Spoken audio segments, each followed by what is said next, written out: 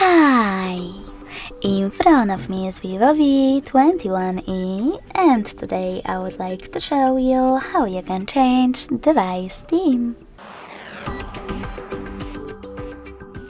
First of all, just open Devices settings and click on Lock Screen and Wallpaper.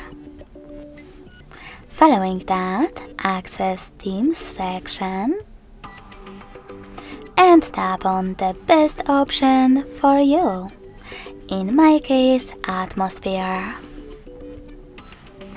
Now select Apply at the bottom and wait.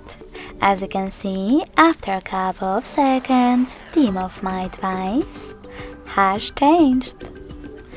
Thanks so much for watching. If you enjoyed this video, leave a like, comment and subscribe.